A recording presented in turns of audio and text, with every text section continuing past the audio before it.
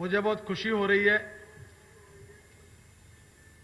कि आसाम में ही नहीं पूरे देश में बहुत बड़े प्रमाण पर बहुत नेतागण अलग अलग पार्टी से भारतीय जनता पार्टी में आ रहे हैं।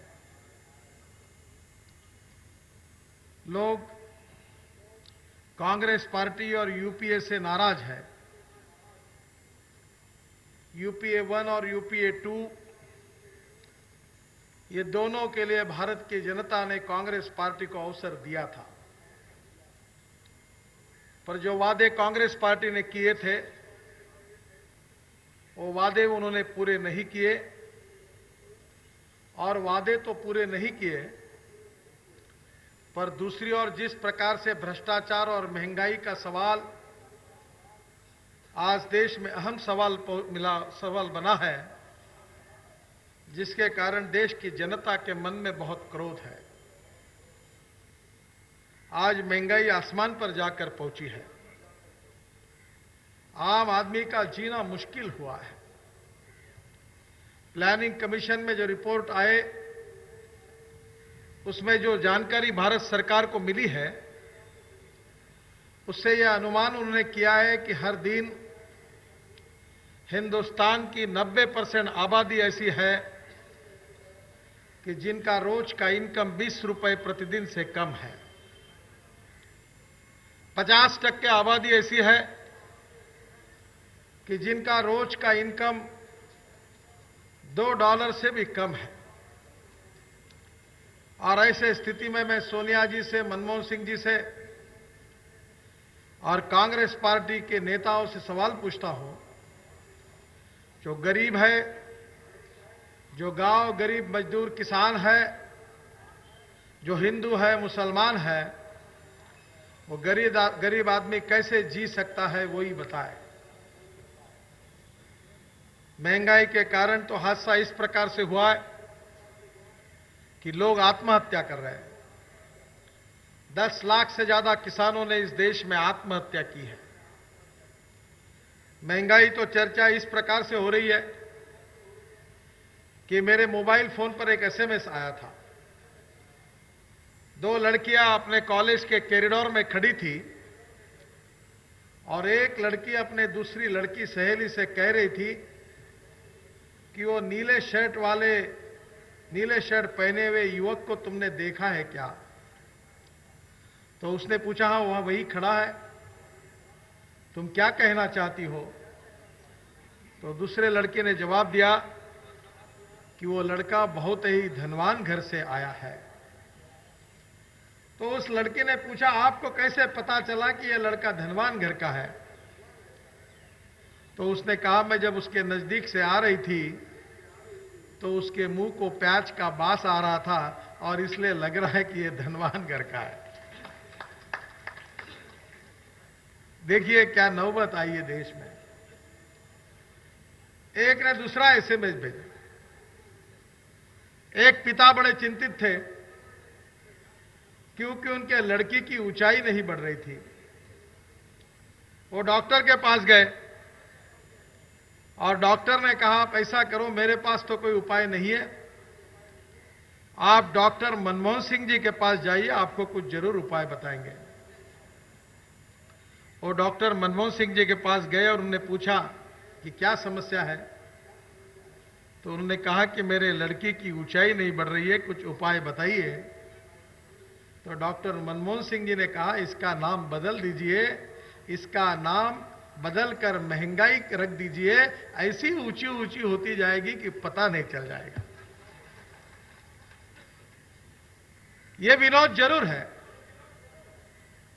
पर हालत बहुत ही खराब है। महंगाई क्यों है? महंगाई, भूखमरी, बेरोजगारी, किसानों की आत्महत्या, इसका संबंध किसी व्यक्ति की जात, पंथ, धर्म और भाषा से नहीं है।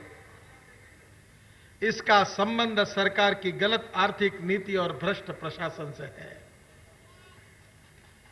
भ्रष्टाचार के कारण महंगाई बढ़ रही है। हिंदुस्तान के सरकार का बजट 10 लाख करोड़ का है, उसमें से 3 lakh crore schedule caste, schedule tribe, समाज कल्याण, गरीबों के लिए खर्चा होते हैं। और आप ही मुझे बताइए कि इस देश में कॉमनवेल्थ गेम में 70,000 करोड़ का घोटाला हुआ। बड़े दुख से कहना पड़ता है कि दिल्ली में जवाहरलाल नेहरू स्टेडियम बना, पुराने स्टेडियम को रिपेयर किया गया। उस स्टेडियम के ऊपर जो कपड़ा था वो अमेरिका से लाया गया, उसकी सिलाई मेक्सिको में की गई, जो रोप थी वो जर्मनी से लाई गई और नट बोल्ट थे वो स्विट्जरलैंड से लाए गए। आर्किटेक्ट ऑस्ट्रेलियन, कंसल्टेंट ऑस्ट्रेलियन, यहां तक संडास पर टाइल्स चिपकाने के लिए भी जो कामगार आए थे वो भी ऑस्ट्रेलिया से आए थे। हवाई जहाज से सामान आया और जो काम 100 करोड़ में होना चाहिए उस स्टेडियम पर 980 करोड़ रुपए खर्चा हुए, देश को लूटा गया। प्रधानमंत्री इस बात का जवाब दीजिए, क्या यही पैसे से कितने लोगों के गांव को रोड बनते, कितने लोगों को पानी मिलता, कितने लोगों के लड़कों के युवाओं के हाथों में काम मिलता? आज गरीबों के साथ बेईमानी और विश्वासघात हो रहा है। 2G स्पेक्ट्रम का घोटाला आगे आया। अब 2G स्पेक्ट्रम में 1,76,000 करोड़ का घोटाला हुआ है। यह आरोप नितिन गडकरी ने लगाया नहीं, वरुण गांधी ने लगाया नहीं, विजय गोयल ने लगाया नहीं, सुषमा स्वराज और अरुण जेटली ने लगाया नहीं। तो केंद्र सरकार के संविधान में जो CAG है, उन्होंने अपने रिपोर्ट में लिखा है कि 2G स्पेक्ट्रम में राजा ने घोटाला किया और 1,76,000 करोड़ का घोटाला 2G स्पेक्ट्रम में हुआ, देश को लूटा जा रहा है।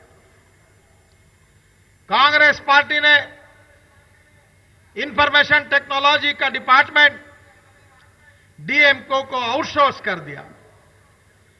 DMK के मंत्री ने प्रधानमंत्री को लिखा कि ये विभाग हमारा है, आपने ग्रुप ऑफ मिनिस्टर को अपॉइंट किया है, पर प्राइस तय करने का अधिकार हमारा है।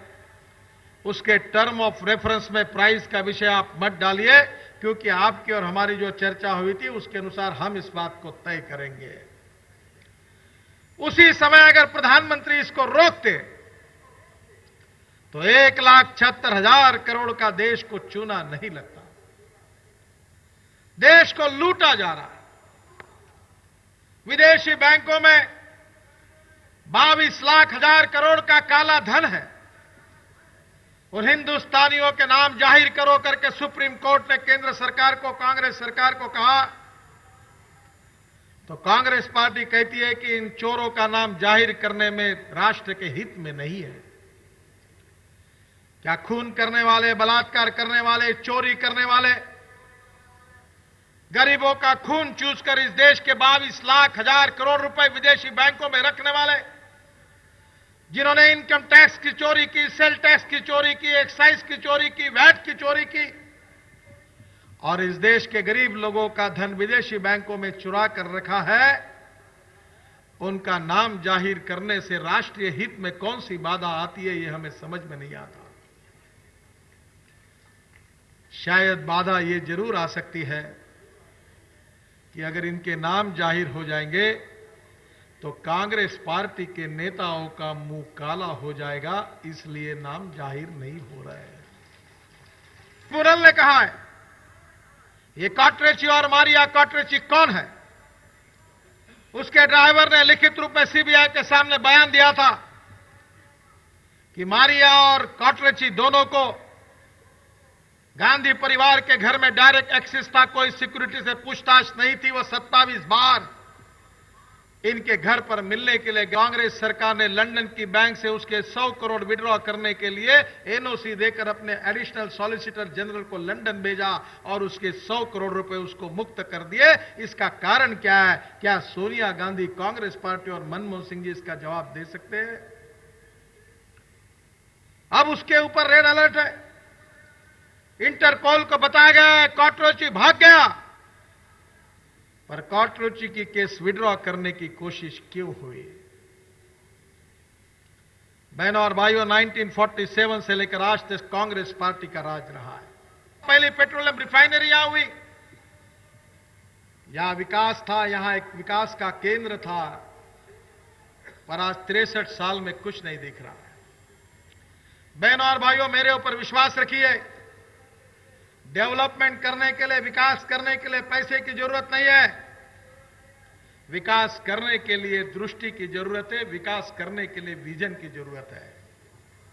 You can donate I, but you can not donate vision.